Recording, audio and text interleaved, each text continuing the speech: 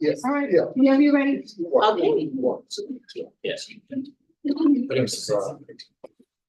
All right, everyone. I am going to call to order this, the special board meeting at 6:01 PM in the boardroom of OPR High School. Please call the roll. Mr. Brisbane, Here. Dr. Odell, Here. Mr. Arkin, Here. Mr. Gertz, Here. Dr. Livingston. Here. Mr. Brambles. Here. And Ms. Weinstein. Here. And I move to enter closed session for the purpose of self-evaluation, practices and procedures, or professional ethics when meeting with a representative of a statewide association of which the public body is a member. Second. Please call the roll. Dr. Odell, Yes. Mr. Arkin, Yes. Mr. Gertz, Yes. Mr. Brisbane, Yes. Mr. Brambles. Yes. Dr. Livingston. Yes. And Ms. Weinstein. Yes. Thank you so much.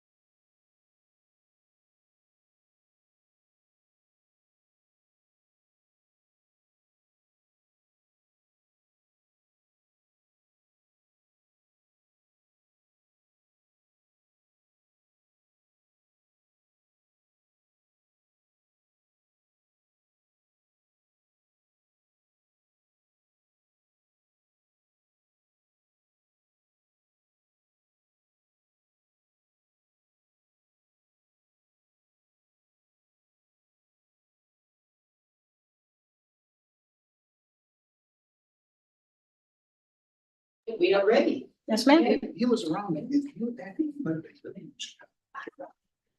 so you know. Okay, we're back in open session and, are there any public comments? No, ma'am. None. Okay, so now we're moving to, the last part of our discussion about board goals for the upcoming year. We do have our goal for 2025 in our board atlas from the last school year, 24-25.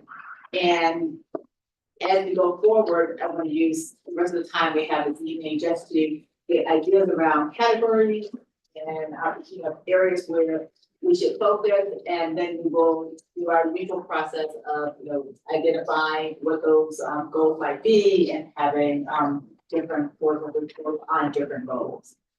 So if you want to see our goals overview for the prior year, look at the last section of our board atlas, which starts on about page 52. And as you may recall, the areas that we had selected were around communications, facilities and finance, governance, school environment.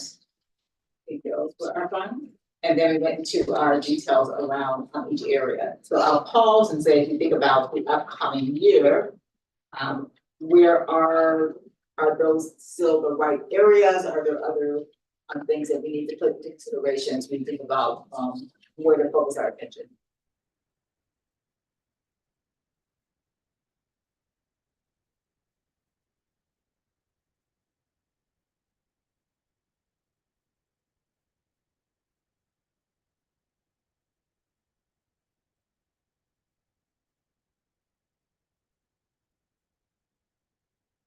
I will start.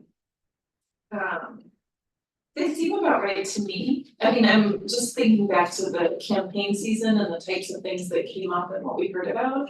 And these areas, I would say, seem to be well aligned with the issues that were of interest to members of the community. Thanks, Kat. With the possible exception, I guess, of governance, but I think we've talked about. Right.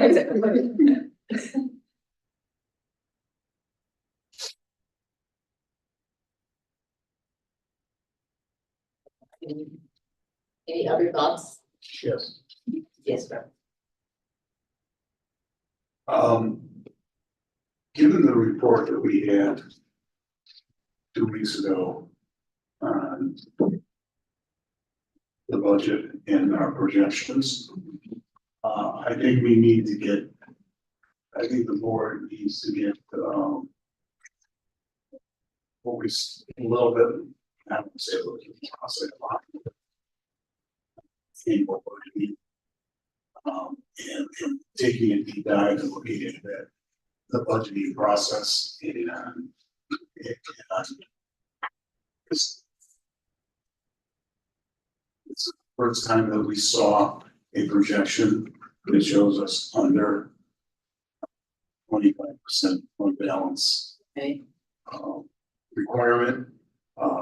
And this board's made decisions in the past based on long-term budget projections, financial projections that showed that was not gonna happen for the foreseeable future.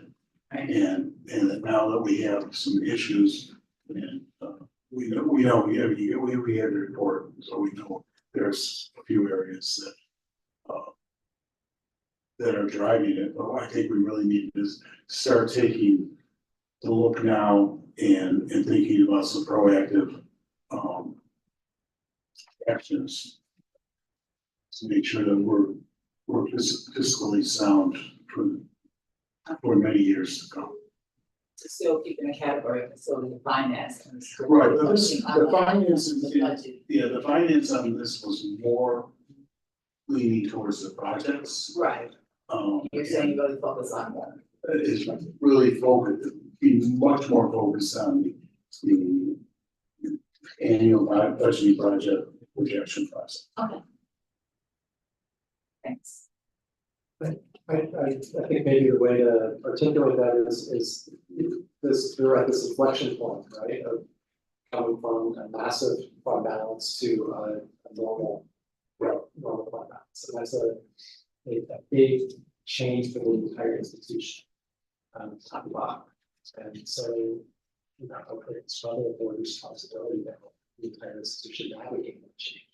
Right, but I think that one projection showed even less than a normal. Operating balance. That's what we wanted to keep, where we wanted That's to. what our policy requires. Right, let's keep it right.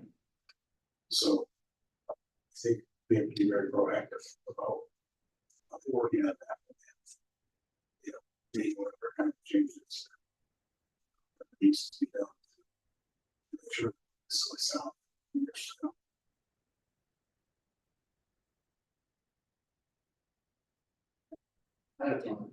Which is, I think that we did spend a lot of time last year, or last 2 years, on governance and establishing programs. I think that we did a lot of time on this.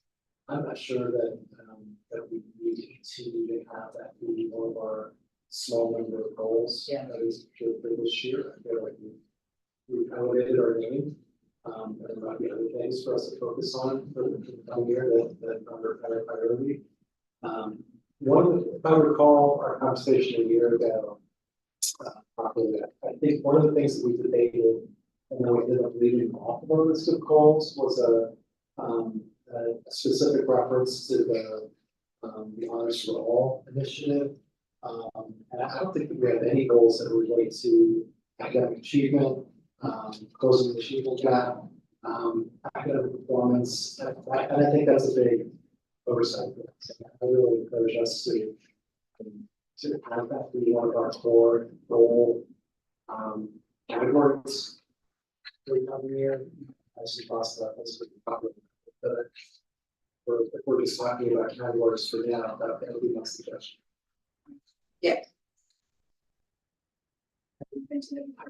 As well, so up here.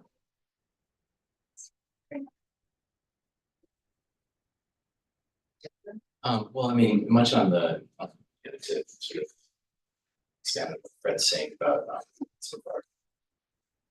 some of the extra work we should do around budgeting and looking at our budgets. I mean, I know I brought this up the last meeting, but I would like to see more scenario planning.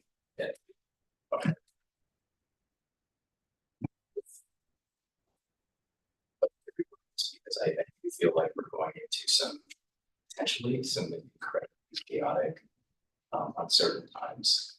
I mean, it's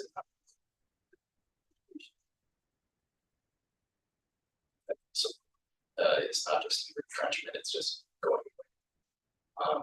And then on top of that, there's obviously the threat of tariffs looming, and they need to dramatically affect supplies and textbooks and equipment expenses. And so I would like to see more scenario planning, deliberate scenario planning around budgetary stuff and that communicated to us so that we can see, given our new the new environment that we work so hard to get to, what does that actually look like when certain exogenous things influence our current picture and how we have to probably thought about how we react to that, thought about our nimble stuff. So from a board perspective, how does that take vision? Is it directing the administration and the finance committee to prepare several scenarios along certain confidence intervals or what have you, or assuming 2 or 3 different cases that what kind of direction does that look like for hard action? I mean, that's a good question. I mean, I just would like to see, I would like to feel more comfortable with the work that's being done in preparing for the potential for the unknown. And I do think that it's not a time to get too comfortable with our routine budgetary measures and how you look at our expenditures and what we can anticipate coming to us. Things that just they're very different. So we should acknowledge that and very proactively put measures in place to that are maybe a little fussier. Yeah, and I know it came up at, and Josh, you weren't able to join, it came up at our last board meeting, so I do, believe it's something that Tony is going to, we know Greg when we're speaking, that something that, we heard. Yeah. Tony's gonna, some, I know scenario plans that we have to do anyway for the budget, and then the piece that you add around the, just the monetary, the financial uncertainty. That's an example, actually, if we go back to conversation we had about some of our governance measures. It's an example when we discussed as far as future agenda items, so that was brought up. And then we didn't specifically flag it 2 weeks ago as a future agenda item, but it would fall into that process where we would discuss it through. But I think regardless of that, at this moment, this was discussed at CFC last week. And a CFC member, in fact, I think it was Greg Kohler, wasn't it?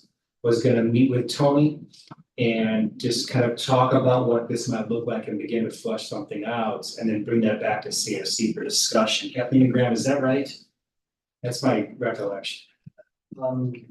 Maybe if I can comment like more from a step back view, I think these goal categories, most of them are still valid. Communications, there's some tactics we can do there. Facilities and finance, because it's so core to the board's responsibility, I think that should stay. I agree that we probably don't need a standalone category of governance, because even at that time, we really only had two goals. One was the creation and the finishing of the atlas, and the other one was let's have student representation on the board. School environment, we could almost call that / academic. We just have to be careful there that we're not duplicating the goals we've given the superintendent. So let me come back to facilities and finance. I spent the last year engineering the strengthening of our fiscal stewardship. And that has consisted of things that don't even appear as enumerated goals. So we finally established relevant and on-target financial peer districts. We then began to benchmark our spending against those peers.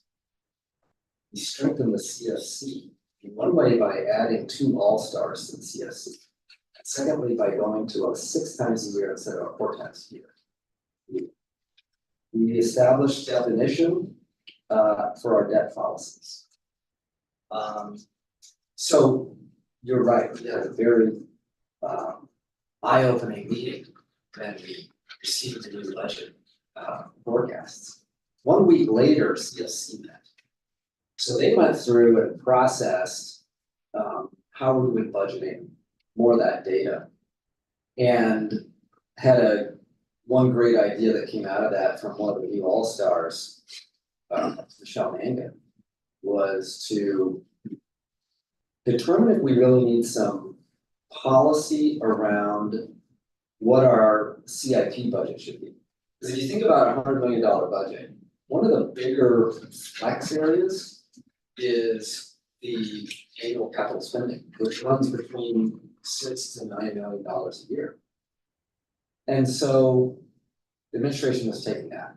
CFC is going to be all on their shorts at the October meeting. The current process of how the district does its budgeting, there's a base case and then there's a series of alternatives. I feel like our board plus this now strengthened CFC, you're gonna have a lot of eyes and attention to how this is done. Your particular question, scenario planning around the potential of tariff impacts, that's really just one of probably a half a dozen or more impact points. What I think we should do is simply take that on the set of stress tests that we ask the administration to consider, and that the new strengthened CFC applies to this question.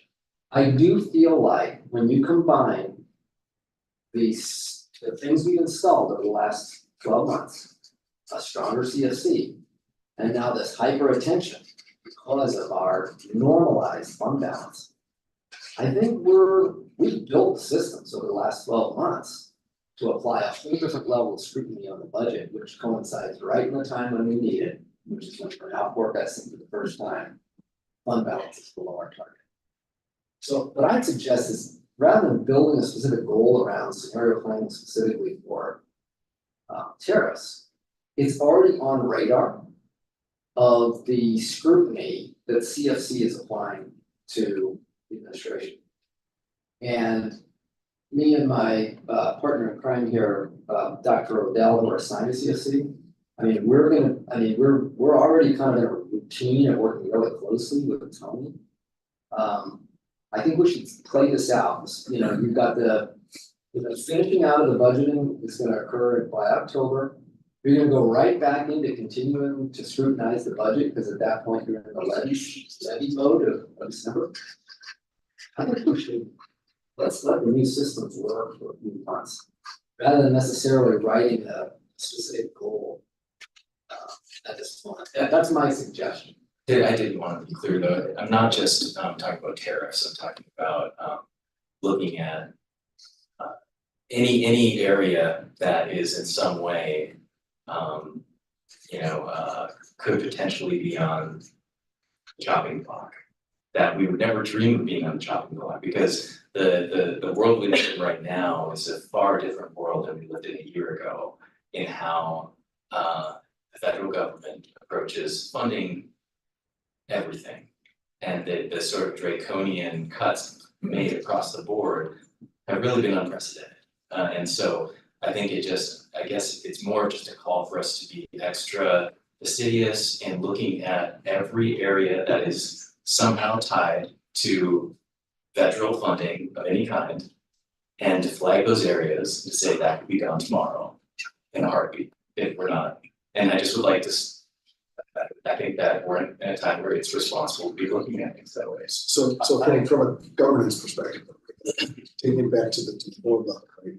So outside of I think critical of the accuracy or the factors that are being considered in the budget, right? I think our instruction would be to secure certain or to implement certain procedures that give us confidence in those predictions, right? So whether that's a mandatory peer review approach, or right, which I'm sure we're doing with CFC, or to bring us predictions within certain confidence intervals, or whatever it might be, right? That I think that would be the policy level kind of goal, is that we direct the administration and the CFC to bring us, a multitude of scenarios, right, that are confirmed by whatever, right, underwriting is an art, not a science, or like that kind of thing, right, that are confirmed by multiple, perhaps independent or compared against other school districts or whatever it might be. But do we think that is not currently in place? Or those types of productions are not in place currently in the CFC's process in monitoring the administration's budgetary process? Or do we think that is adequate, that does not need to be set as a goal? Am I understanding kind of this from our responsibility the right way? So I do want to acknowledge Jonathan's point about looking for the revenue side as well. Because you're right, it's not the same. Secondly, I guess maybe what I'm struggling with is how to write that into a specific goal or objective. I don't know, maybe Kathleen, if you have an idea.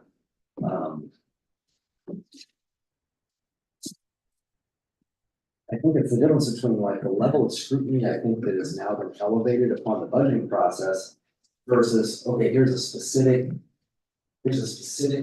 thing I want you to produce that the administration isn't already producing or isn't already reacting to when we tell them, go dig this up, Ryan. Why did this happen? On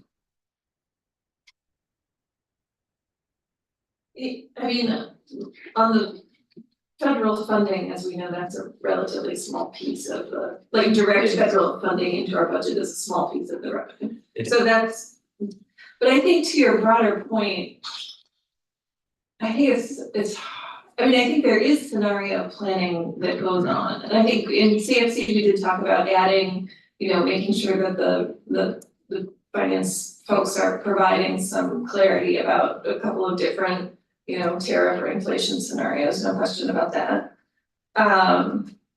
So I think I'm with Graham that I think the CFC heard that message loud and clear that we need to, we will need with the new way the forecasts look to see some different scenarios, some different ways that we can address those, not deficits, but the declining fund balance. So and just playing around with different levers, I think that's already on the agenda. So I don't know, like in terms of how we would word an objective, I'm not sure either, but I think it's a good objective, but I think we're on track to be doing it. And the projections, there's that base case, and then right now, there's always at least one or two other alternative scenarios. Where they will plug in, we're gonna make these adjustments, and we're gonna be more conservative with this. So that's already kind of what they're doing now. What we have is a more frequent cadence where the second set of eyes and ears are getting applied to it. And so there's more people looking at things that maybe Brian and Tony haven't caught. And then I'm probably where I am now, just because I have such a comfortable working relationship with Tony, and I'll email him something, or I'll ask him to scrutinize this, and so I feel like maybe my perspective on it just coming from a slightly different angle, just because I've been working on that so much. And just one more quick comment, which is, they do have a whole outline too of what the assumptions are that underlie the model that they're showing us. So one thing that may be helpful, I don't know how familiar the full board is with those assumptions and the details of the assumptions and like how they could be adjusted and the effect of those adjustments. But maybe a little bit more detailed conversation at this level about the way the assumptions affect the projections might be helpful as well. That's a good point. And the list of assumptions is usually 3 or 4 pages long. As I'm listening, I'm also struggling with how you write it as an objective. However, the role of the board in providing oversight, it sounds like there's even more in place to help provide that oversight, and maybe it's a matter of what gets reported back to the board, at what frequency, and what question, what else might be missing. I don't necessarily know if we need a goal for it, more so than what should be the updates and the cadence, and whether or not what the CFC is now doing with the administration, with the business office covers what it is that we need to know from a board perspective. But I do think it deserves more focus. It's kind of where I would. That's really what it's all about. I mean, But that's what it's, that really is the primary driving force behind me bringing this up. We're not immune to hyper normalization on our level as a board, and I think just being aware of that is important. And I think that also being aware of the beyond the effect that it would have on us, however small, if these tariffs do go through the way that they could, there's also the more, somewhat immediate short-term into mid-term effect of that affecting confidence from our voting public on should a referendum go to the public. So I think the more we can do actively now to engage in a process that is very clear about how we are thinking this stuff through, and that the public acknowledges that we're working on identifying this stuff, it'll only help should we get to a point where we're pitching a referendum to the community and they want to, so again, getting back to clarity and trust, the initial pillars, I think it just fits right in very neatly with that. What about communications, which I think we all agree is a priority, but updating the metrics for the specific objectives? What do we think that these are still good guidelines for specific objectives? I mean, one particular frankly, but like 10% starting with BPC attendance, sustainable race. Do we think that these are still good factors and metrics for us to assess our communication effectiveness? yeah, that particular one, Josh, was around how do we reach families that aren't engaged? right? And so we find that these initial data that the measures that we bring were, we got identified a couple of precinct O Park where we had the lowest engagement, and so that's probably the best proxy we have. I'm open to saying, there's some other things that we can look at, but we did set a baseline with that to see whether or not we're making any progress with those families or those community members feeling that they, or that they are engaging with us a little bit. So there probably should be something in here about, since my understanding, auditing Greg, that we're finally incorporating SMS as in technology into our routine communications with the parents, so there should Yeah, probably be something in here something about how there. we're monitoring the effectiveness of that. But with Johnson's point too, we want to say, are there some other metrics that we should be looking at to help us, and that's an example, John, that's something that we're doing now, that we weren't doing.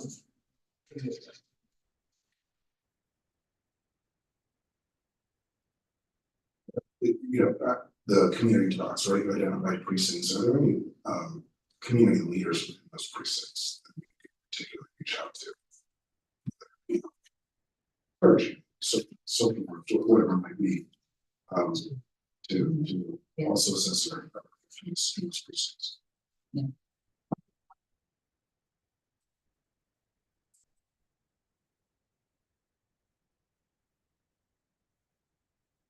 We'll continue this conversation as well.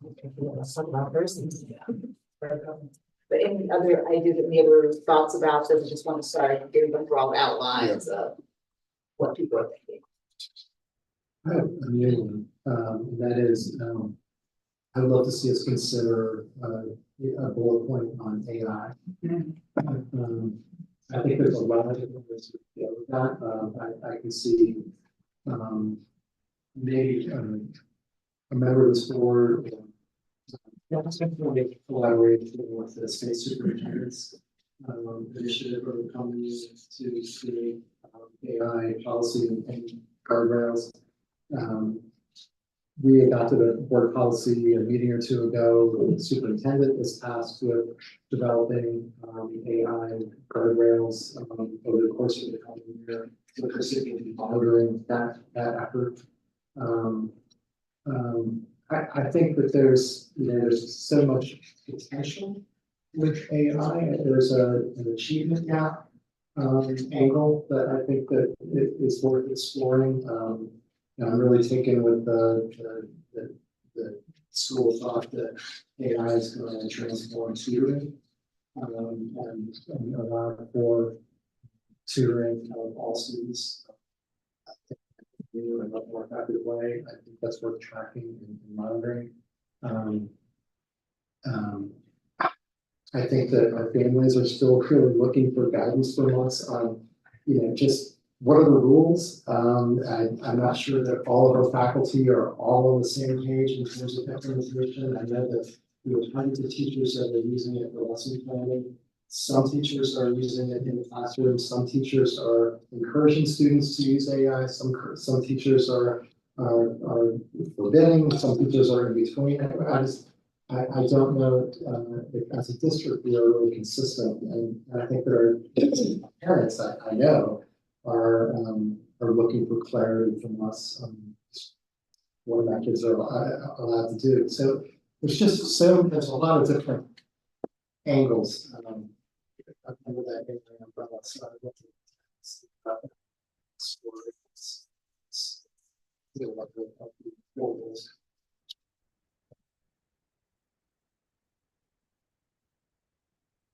I'll throw out there under communications. So last year, we finalized an outreach strategy. We scheduled and executed at least one board community listening session. The form that took was very formal, like a board meeting. You had to penetrate into the building to get there.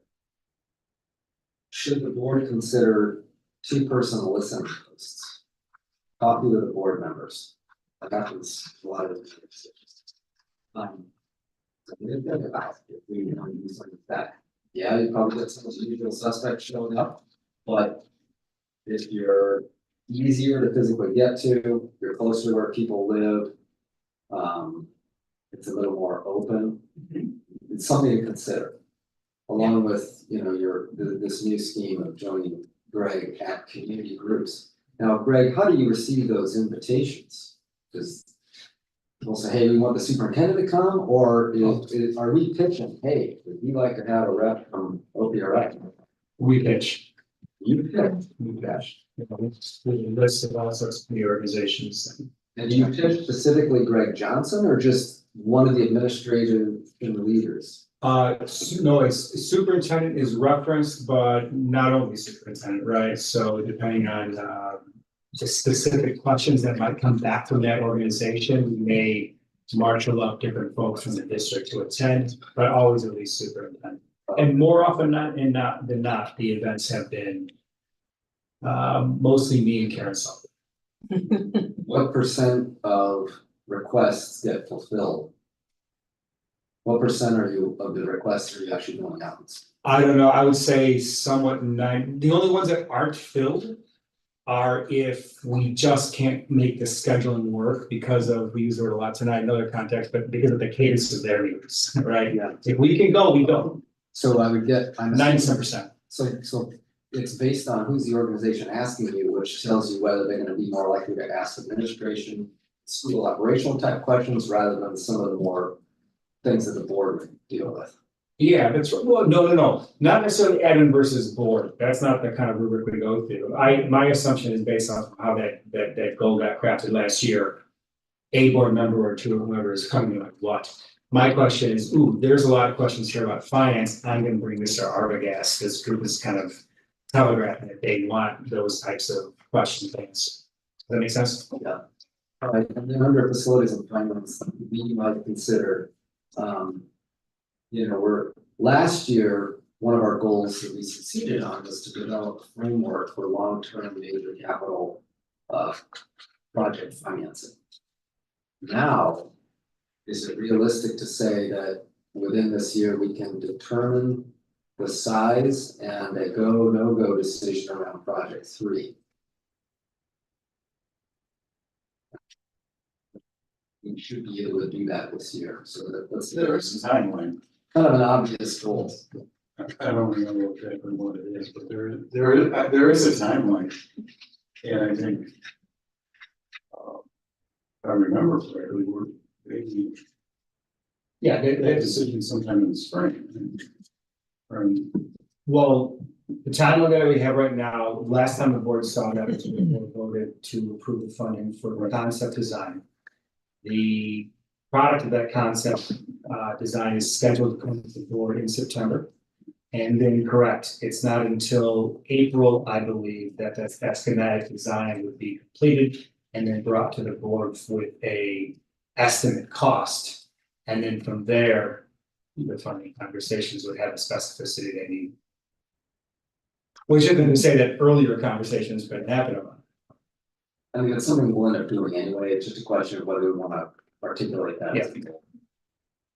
I think we should. I think it is, I mean, even though it's on track to be completed and be done. I think it makes sense. Okay, and then the last thing I wanna ask about, which again might be more on superintendent goals than ours, but coming back to Audrey's suggestion, is there a goal that we would be appropriate for the board around honors for all? How are we evaluate with that?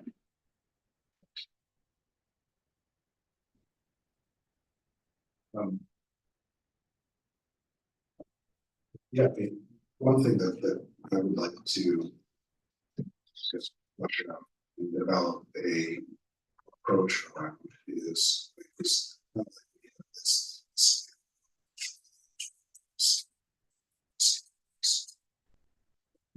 so how do we standardize testing the work students to changing how we determine place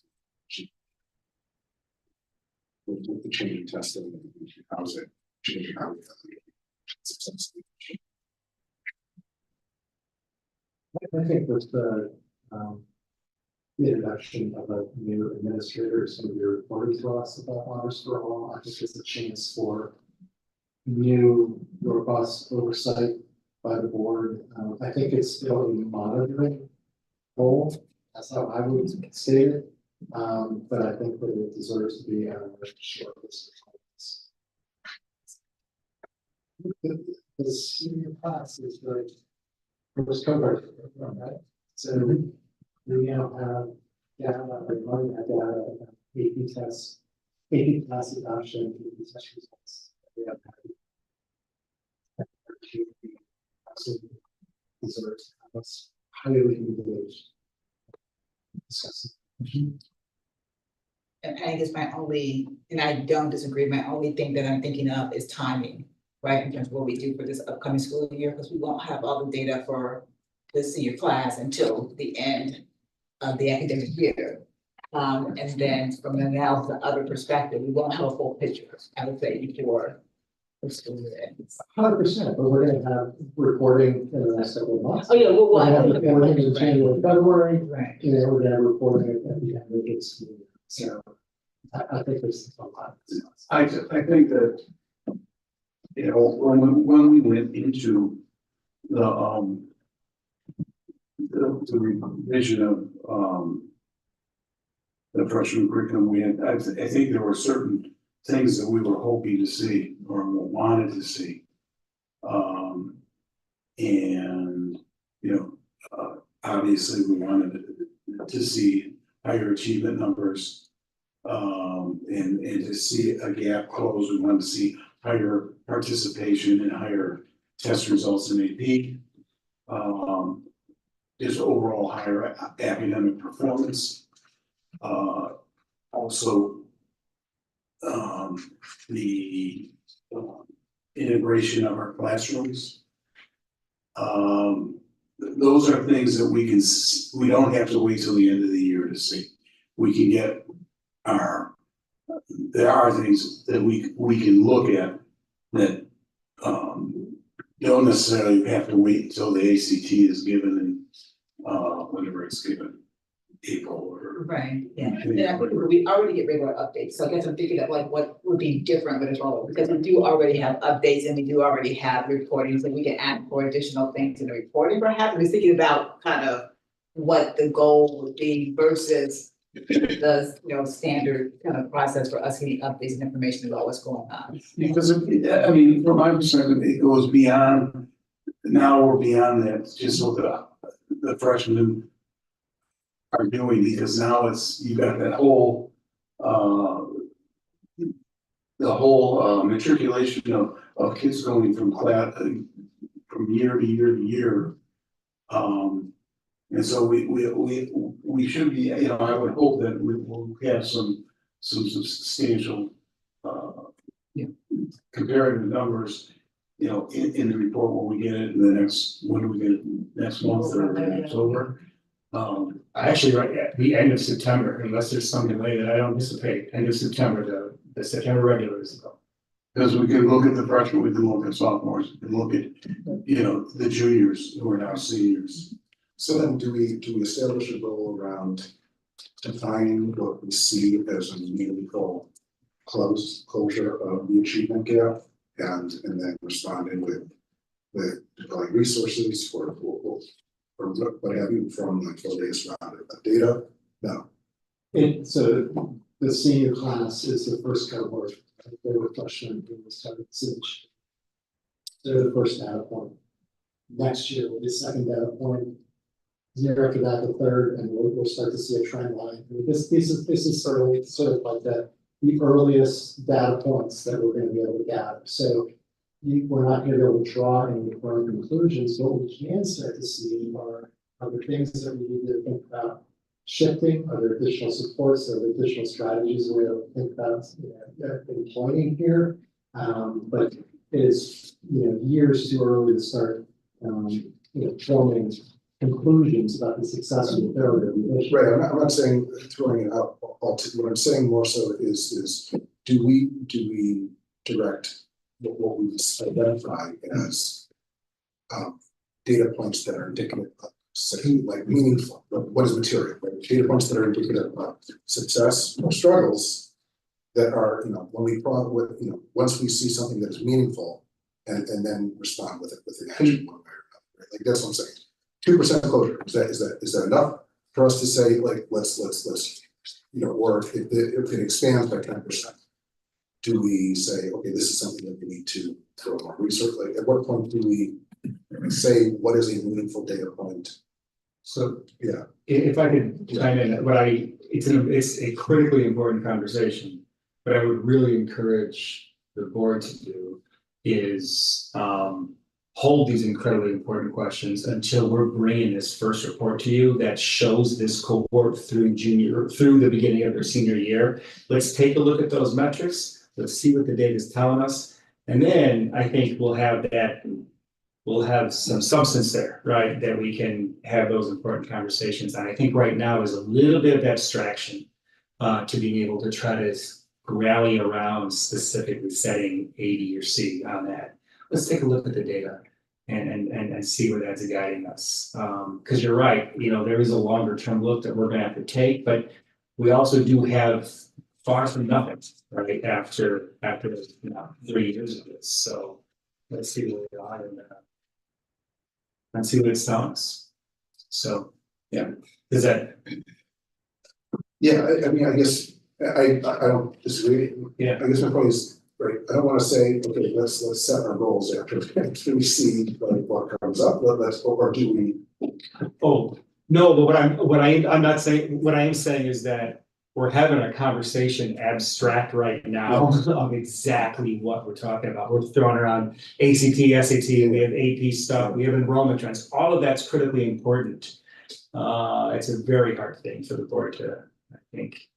Really what I'm articulating, Josh, That's all. is that, last year, the freshman curriculum initiative wasn't did not appear as one of our goals. The monitoring that program was not one of our goals. And I'm simply saying, I think we need to elevate it. I think we got to, it's a way of stating for the public that this is something that is one of our high priorities. And in terms of our action, we're not executing, we're monitoring, right? So, and we are, it's a way of simply stating that, that level of importance. Should it go beyond just the freshman curriculum change, because, there's other changes that have been made as well. I mean, you look at the math curriculum that was changed for almost all the years.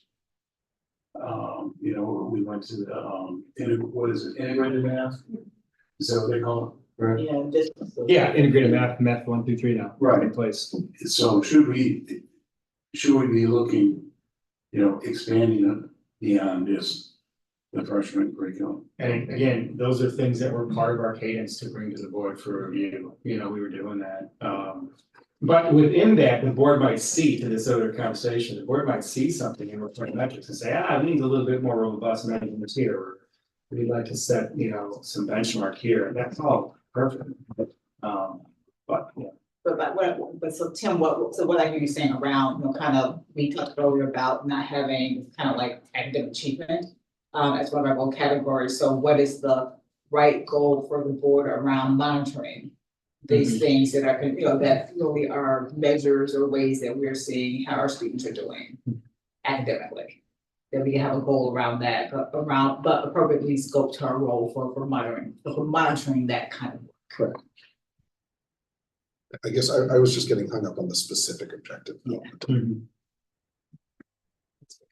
Well, goals take a lot of time. We're doing that already. I wanted to add just one very minor, but I think important tweak to one of the objectives on communication. I come back to when we had our first community engagement session, and Graham called me because he went to the public library instead of the library here. And it's like, wait, we're at the school? That doesn't make sense to me. We should be meeting at the library. And I actually completely agree with him. I think that it would make sense to add to an objective that we schedule and execute one board community listening session off-site and one roundtable off-site. Yeah. I'd like to see how that increases.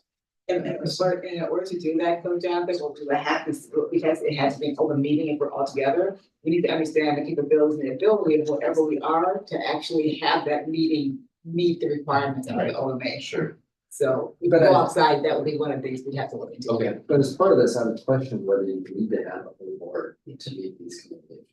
polls. versus having the two Two-person person listening posts. listening and to people turn out. which can occur anywhere in Oak Park.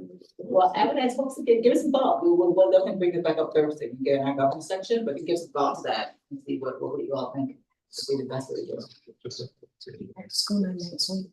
Back to school now? Yeah, I could set up a table. Oh, that's good to know. I think, well, actually, what about? Members of the table. I actually should, know what night is back to school? For Thursday. Thursday. I'm back in town. Thursday. I'm back in town. So if you guys wanna set up a table, let me know and I'll email them and show this is what you guys want. So who wants to help? I like that. Who wants to help man the table? That's a great suggestion. Yeah, these don't need to be overly complicated. Yeah. Opportunities to talk or Yeah. whatever. You might get 5 people at most, but But at least you're out, you're reaching out. reaching out, you're Leave a meeting presence. people where they are. So we'll look for volunteers to do this, with our, at our Thursday's meeting. I'm gonna excuse myself because I have a kid, so I have to go to all of his teachers, but we'd love to be able to. So we always had, in the past, we had a schedule. And, you know, board members would come for an hour and a half or whatever. and, Okay, we'll do that. You know, we'll just block the times out and sign up for this. Okay, we'll get it down. Is that? And it is good because people feel that you're approachable. You get a lot of questions that are not board questions. But you can direct them to those areas that are people who talk. Yeah, we'll definitely get something around, having folks sign up. I know Graham, you will be there for the meeting. I think I'm free. I'll try. No, we'll see who's available, but that is a good idea, so thank you for reminding us that that's coming. It comes up so fast. Does. All right. Are there any future agenda items? And with that, I am going to adjourn us at 8:59 PM. I move to adjourn a special board meeting. May I have a second? All right, all in favor? The ayes? Aye. Those opposed? We are adjourned. Thank you. Thank you all for the, I know we.